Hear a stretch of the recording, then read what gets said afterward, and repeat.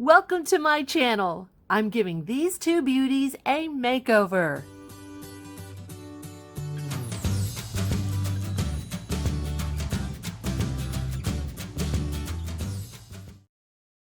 This poor little chest has so many problems, but I've decided to give her a sweet makeover.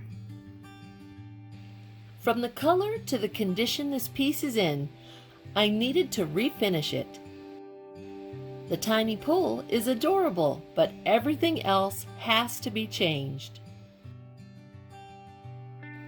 The color is dark, and I'm going to brighten it up. There is a gap because the top has been warped. Waverly chalk paint in white from Walmart is here to the rescue. I ended up applying 2 coats of chalk paint. I love chalk paint because there's not much prep needed when you only need to make sure the surfaces of the item you are painting are clean and dust-free. It's also durable, and because I usually use a distressed finish, the wear and tear is forgiving because an accidental scratch just means more character. Unfortunately, some colors of chalk paint at Walmart are hard to find.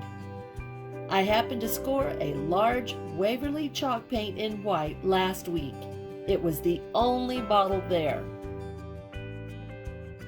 Although this has a gap at the top, I'm not going to fix that. My thought is that we all have imperfections, and so I can overlook this one thing. I remember the time when the colors and paintings on this chest were popular, but this is not the look I want. I'm certain that someone thought that this was chic, and I'm not judging anyone's taste. I just want to give it a makeover that fits my style. I love the drawer and the doors on this chest because all of those ridges will help give so much character when I distress it. You won't see this on the video, but I did paint the back of the chest because if I ever want to arrange it in a room where it's not against a wall, I won't have to worry about the back side being the dark green.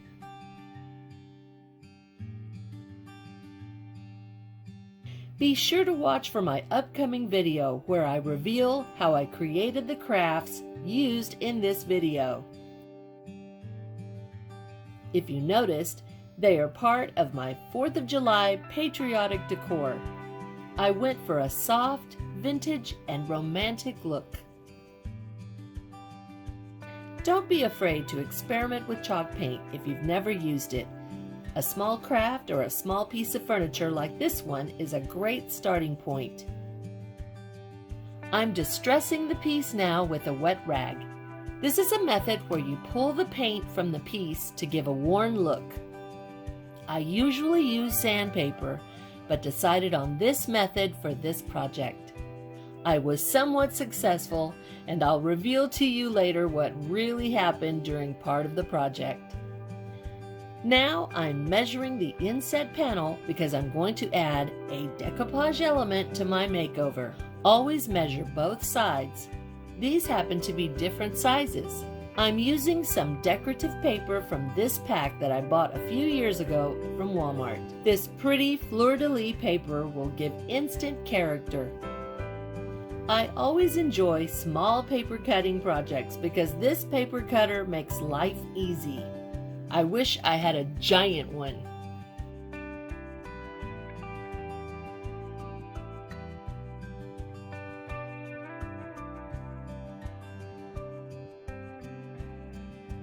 I will Mod Podge these pieces into the panels with matte Mod Podge.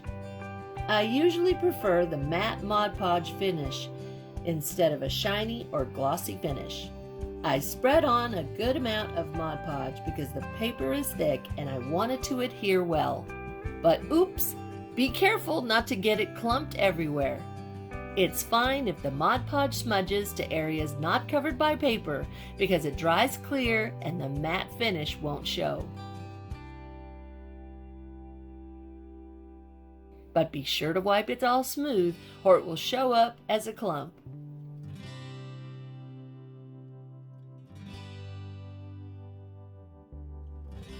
And now this insert goes on so nicely, and I'm loving this pattern.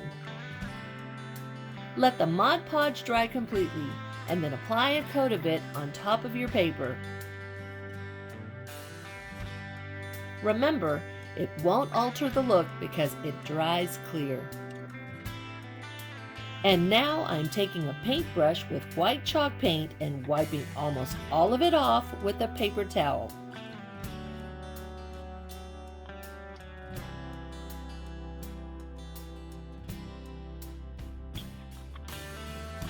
This is a dry brushing method.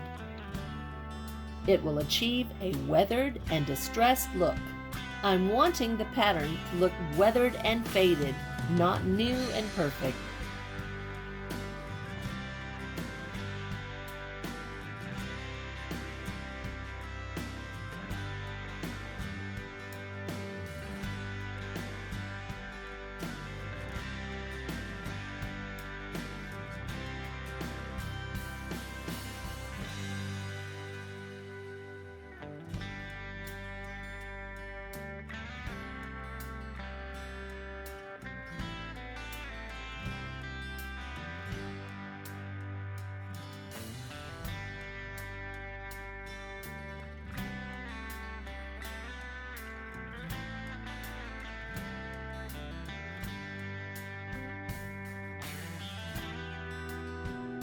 My hubby walked in at this point and was asking if the paper had formed creases under the Mod Podge.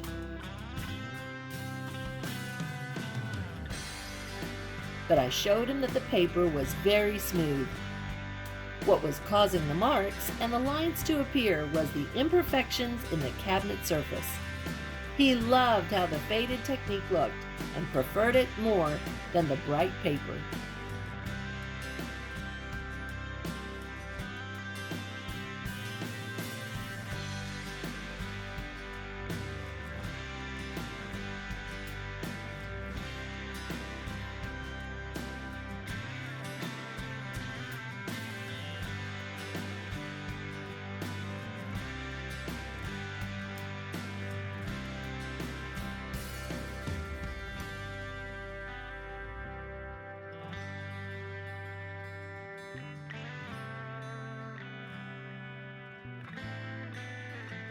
You can pull up several how-to videos on YouTube to give you step-by-step instructions on using chalk paint. And there are so many pretty colors to choose from. If you're worried about choosing the right color, go with a neutral color like white or gray or tan. If you want to get more bold, there are so many beautiful options in color with chalk paint. Because it is rather pricey, I use the store-bought for smaller projects and my own homemade chalk paint for larger items.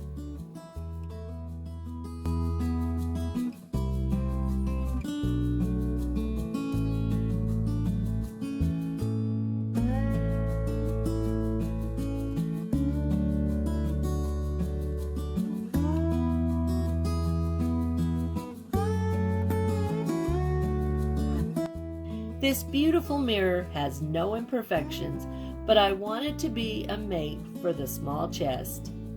Some people, like my hubby, will think I'm crazy for altering it. I'm applying the Waverly white chalk paint again, but this time I apply 3 coats. This mirror has sat in my bedroom in an almost hidden area, and in a dark room with a dark finish, it's never noticed. So I began the process of brightening my bedroom, and I made the plunge and decided to alter this beauty. I'm so sorry to all the wood lovers out there. I know this is probably blasphemy, but I'm the one living with this mirror and I'm not enjoying it at all.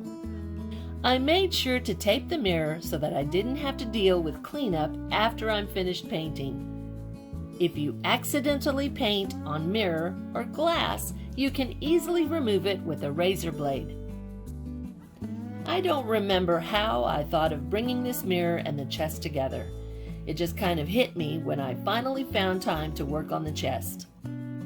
I've had the chest for several months, and it was another dark item in my bedroom. If you notice the really neat feature to this mirror, it has a box built in, and I've decided to add floral to it. I have a secret. My grandkids know I stash candy in that box.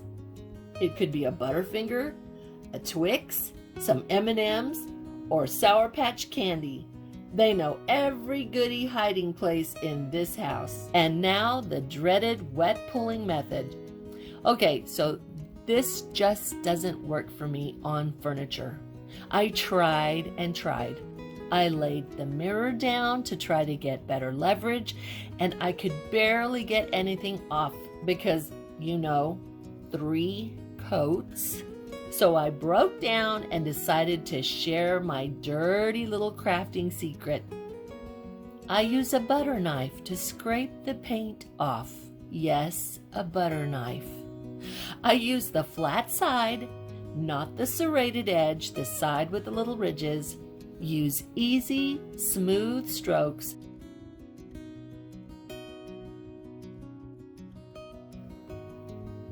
I only scrape randomly. I don't scrape the entire edge, and just follow along slowly on any raised areas.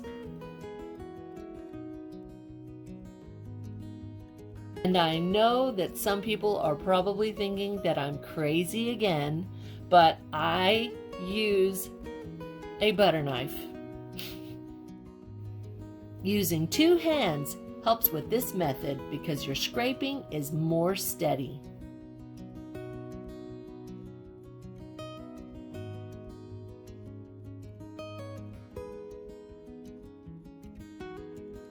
These ridges were a little tricky, but I worked slowly and I loved the end result.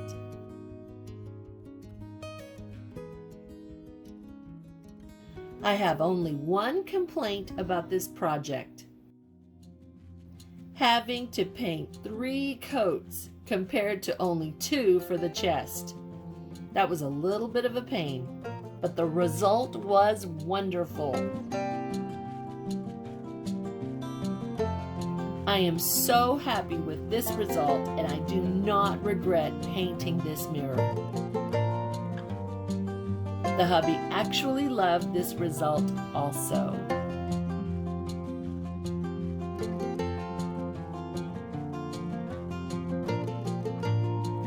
I'm going to just show you guys the results.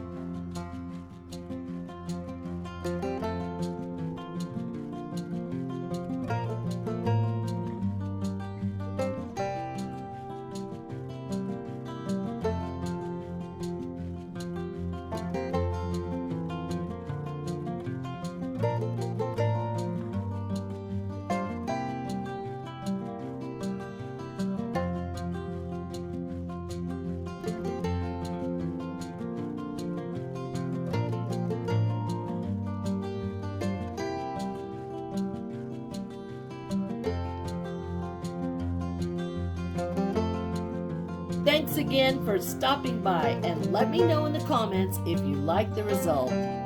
Look for my next video that takes you through the process of all these crafts and decorations. Until next time, have a great day.